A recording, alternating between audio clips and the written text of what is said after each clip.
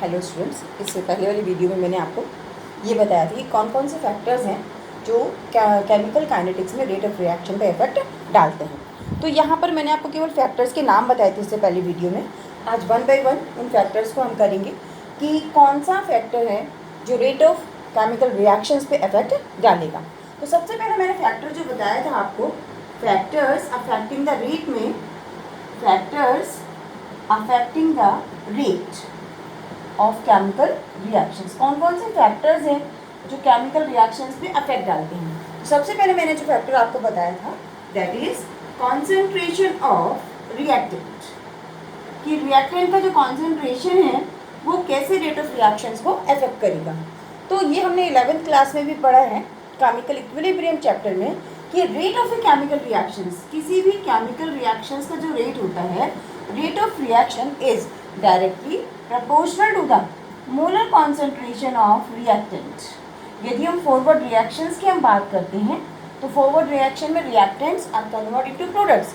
तो यदि मैं फॉरवर्ड रिएक्शंस की मैं बात करूँगी तो उसमें जो रिएक्टेंट्स हैं वो किस में कन्वर्ट होंगे, प्रोडक्ट में। तो मैं यहाँ पर यदि फॉरवर्ड रिएक्शन की बात करूँ, किसी स्पॉन्टेनियस रिएक्शंस में बात करूँ, तो रेट ऑफ रिएक्शन जो है वो डायरेक्टली प्रोपोर्शनल होता है मोलर कॉन्सेंट्रेशन ऑफ रिएक्टेंट। यदि हम रिएक्टेंट का अमाउंट बढ़ा देते हैं, रिएक्टेंट का कॉन्सेंट्रेशन बढ़ा देते हैं, तो किसी भी केमिकल रिएक्शंस का रेट भी बढ़ जाता है। तो on increasing the concentration of, on increasing the concentration of reactant, यदि हम रिएक्टेंट का कॉन्सेंट्रेशन बढ़ा देते हैं, the rate of chemical reaction increases.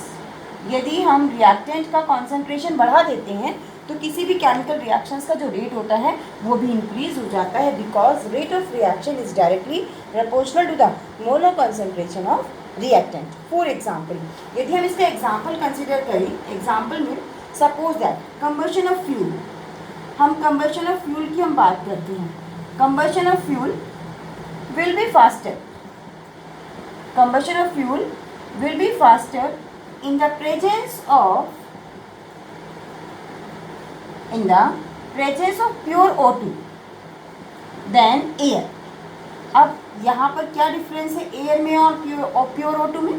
What is the main difference? अभी देखिए, जैसे हम कंबशन करते हैं किसी भी फ्यूल का, तो वहाँ पे जो रिएक्टेंट है कोई भी आपका फ्यूल हो सकता है, चाहे वो मीथेन है, चाहे वो आपका LPG गैस है, कुछ भी हो सकता है, कोई भी फ्यूल आपका हो सकता है। तो यदि हम उसका कंबशन करते हैं, कंबशन एक तो हम करते हैं प्योर O2 की प्रेजेंस में। प्योर O2 मीन्स 100% ऑक्सीजन, इसमें 100% ऑक्सीजन होता है, प्योर O2 का मतलब जो होता है। लेकिन यदि हम एयर की हम बात करते हैं, एयर में केवल 21% O2 होता है। तो इट मीन्स है यदि हम कंबशन करें प्योर O2 में, कॉन्सेंट्रेशन ऑक्सीजन का कितना होगा, 100% होगा। लेकिन यदि हम एयर की प्रेजेंस में करते हैं कंबशन, तो वहाँ पर O2 कितना होगा, 21%। तो कंबशन कहाँ पे फास्टर होगा, जहाँ पर O2 यानी कि रिएक्टेंट का जो कॉन्सेंट्रेशन है वो ज़्यादा है। तो प्योर O2 में ऑक्सीजन का जो कॉन्सेंट्रेशन होता है वो 100% होता है, और एयर के अंदर जो ऑक्सीजन का कॉन्सेंट्रेशन होता है वो 21% होता है।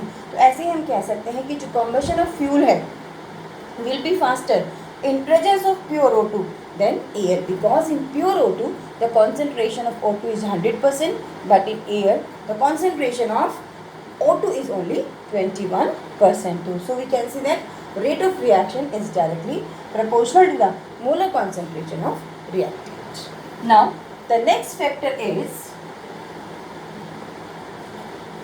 second factor that affect the chemical reactions. Second factor is surface area, कि सरफेस एरिया जो होता है, चाहे वो रिएक्टेंट्स का है, चाहे वो कैटलिस्ट जो हम यूज़ कर रहे हैं रिएक्शंस में, उसका सरफेस एरिया वो किस तरह से इफेक्ट डालेगा।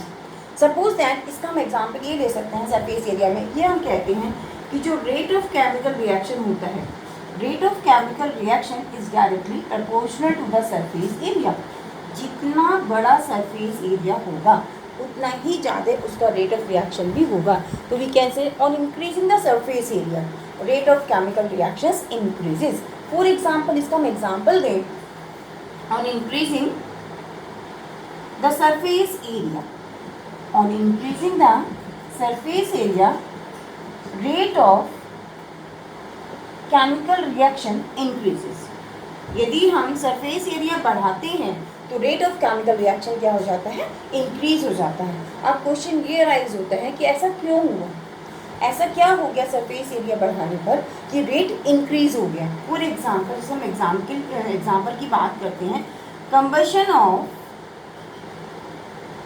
अ piece of wood and combustion of powder of wood, इसमें से किसका कंबशन फास्टर होगा, जिसका सरफेस एरिया ज़्यादा होगा।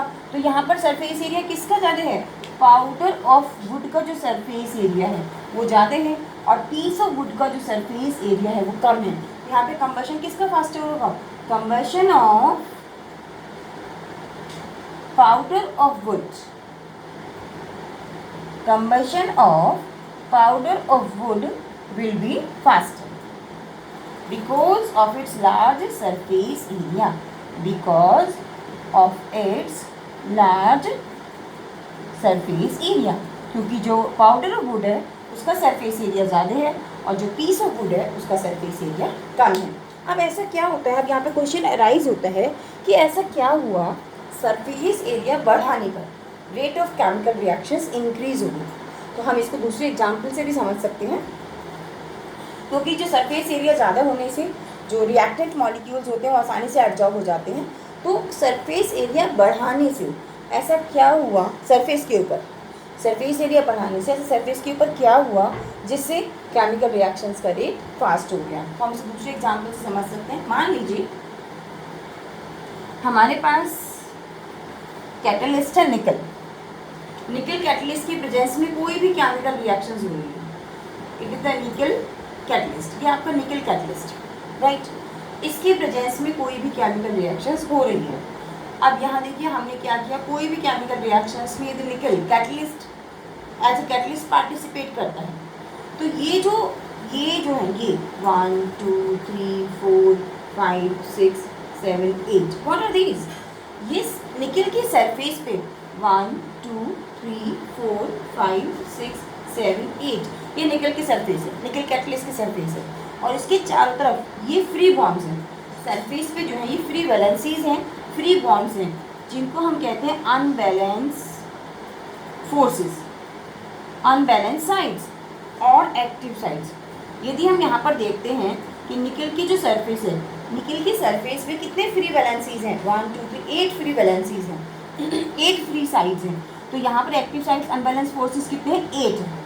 अब यदि मैं इसको पाउडर फॉर्म में ले आऊँ, यदि मैं इसको ब्रेक कर देती हूँ पीसेस में, अब हमने क्या किया, निकल को 2 पीसेस के अंदर हमने ब्रेक कर दिया, इट मीन्स हमने इसका पाउडर फॉर्म बना लिया। हमने निकल का क्या किया, इसका पाउडर फॉर्म बना लिया। जब हमने निकल का पाउडर फॉर्म बना लिया, उस केस में एक पीस तो ये हो गया और दूसरा पीस निकल का ये हो गया। अब यदि हम यहाँ देखते हैं कि टोटल अनबैलेंस फोर्सेस कितने हैं, तो 1 2 3 4 5 6 अनबैलेंस फोर्सेस तो यहाँ हो गए और 6 अनबैलेंस फोर्सेस यहाँ पे हो गए। तो टोटल अनबैलेंस फोर्सेस कितने हो गए, 12 हो गए। टोटल अनबैलेंस फोर्सेस कितने हो गए, 12। तो इसका मतलब सरफेस एरिया बढ़ाने पे जो हमारा अनबैलेंस फोर्सेस है वो इंक्रीज हो जाते हैं। सरफेस एरिया बढ़ाने से जो एक्टिव साइड्स हैं, जो अनबैलेंस फोर्सेस हैं, वो सरफेस पे बढ़ जाती हैं, जिससे ज़्यादा अमाउंट ऑफ रिएक्टेंट क्या होगा, एब्जॉर्ब होगा। ज़्यादा अमाउंट होगा किसका, रिएक्टेंट का, वो ज़्यादा सरफेस पे आएगा, तो रिएक्शंस रेट जो है वो भी फास्टर होगा। तो on increasing the surface area, how the chemical rate of the reactions affected. तो on increasing the surface area of the catalyst or the reactant molecules, the active sites on the surface increases. At the active sites increases on the surface, more amount of reactant adsorb at the surface. Therefore, reactions rate will be faster. So, what is the effect of surface area? Surface area increase करने पे जो active sites हैं वो बढ़ जाती हैं on the surface. Clear? ये हमारा second point है. Now, the third factor that affect the rate of chemical reaction is, third factor is temperature. Temperature जो है किस तरह से अफेक्ट डालता है जनरली इसका, जैसे मैंने इससे पहले जब चैप्टर शुरू कराया था उसमें पहले भी मैंने एग्जांपल दिया था कि कर्डिंग ऑफ मिल्क है। यदि हम कर्डिंग ऑफ मिल्क करते हैं, समर में कर्डिंग ऑफ मिल्क बहुत फास्ट होता है, लेकिन विंटर में कर्डिंग ऑफ मिल्क काफ़ी स्लो होता है, वहाँ पे मेन इफेक्ट पड़ता है किसका, टेम्परेचर का। अब जरूरी नहीं है केमिकल रिएक्शंस के अंदर ही देखें, आप उसमें भी देख सकते हैं फिजिकल प्रोसेस के अंदर भी। जैसे आपको डिजोल्यूशन करना है शुगर का, आपको शुगर डिज़ोल्व करना है इन वाटर, यदि हॉट वाटर में करेंगे तो शुगर बहुत जल्दी डिज़ोल्व हो जाएगा, लेकिन यदि आप कोल्ड वाटर में करेंगे तो शुगर बहुत देर से डिज़ोल्व होगा। तो rate of dissolution of sugar in hot water is very faster than cold water, as curding of milk will be faster in summer than in cold. It means that हम ये कह सकते हैं किसी भी केमिकल रिएक्शंस का जो rate है, rate of reactions is directly proportional to the temperature. अब आप कहोगे मैम ऐसा तो नहीं है, कोई रिएक्शंस एंडोथर्मिक भी होती है जहाँ पे हीट एब्जॉर्ब होती है, कोई रिएक्शंस एक्टोथर्मिक होती है वहाँ पे हीट रिलीज होती है, कि वहाँ पे फिर टेम्परेचर हम क्यों देंगे, तो ऐसा नहीं है। जैसे मान लीजिए हम कंबशन ऑफ एलपीजी करते हैं, कंबशन ऑफ एलपीजी यदि आप करेंगे तो एलपीजी के कंबशन में हम जानते हैं, we know that it is an exothermic process, a large amount of heat is liberated. जब हम एलपीजी का कंबशन करते हैं तो लार्ज अमाउंट हीट का लिबरेट होता है, लेकिन टेल मी जब लार्ज अमाउंट लिबरेट हो रहा है उसका एनर्जी का, तो क्या हम रिएक्शंस को इनिशिएट कराने के लिए जब हम एलपीजी को जलाते हैं, कंबशन करते हैं एलपीजी का, तो उस समय तो हमें एक्टिवेट करना ही पड़ता है ना उस रिएक्शंस को, हमें उसे इनिशिएट करना ही पड़ता है ना। इसका मतलब ये हुआ कि मैं ये कह सकती हूँ कि कंबशन ऑफ एलपीजी हमें करना है, बेशक ये एक्टोथर्मिक प्रोसेस है, फिर भी तब भी हमें इसे कुछ अमाउंट ऑफ एनर्जी देना पड़ता है, कुछ टेम्परेचर देना ही पड़ता है, जिसको हम इग्निशन टेम्परेचर कहते हैं, जो रिएक्शंस को इनिशिएट करने के काम में आता है। तो रेट ऑफ रिएक्शंस जो है वो डायरेक्टली प्रोपोर्शनल होता है टेम्परेचर के। तो अब ये क्वेश्चन अराइज होता है कि ऐसा क्या होता है, टेम्परेचर इंक्रीज करने से ऐसा क्या हुआ कि रेट ऑफ रिएक्शन इंक्रीज हो गया। On increasing the temperature, the chemical kinetics, simply I guess that on increasing the temperature, the kinetic energy of the reactant molecule increases and the bonds between the reactant molecule break easily. Temperature को increase करने पर जो reactant molecules की जो kinetic energy है वो भी increase हो जाती है, collisions in between the reactant species वो भी इंक्रीज हो जाते हैं, जिससे कॉलिजन्स जितना ज़्यादा इंक्रीज होंगी उतना ही जो रेट ऑफ रिएक्शन है वो भी क्या होगी, इंक्रीज होगी। तो on increasing the temperature the rate of chemical reactions increases. हम भी कह सकते हैं on increasing the temperature, on increasing the temperature the rate of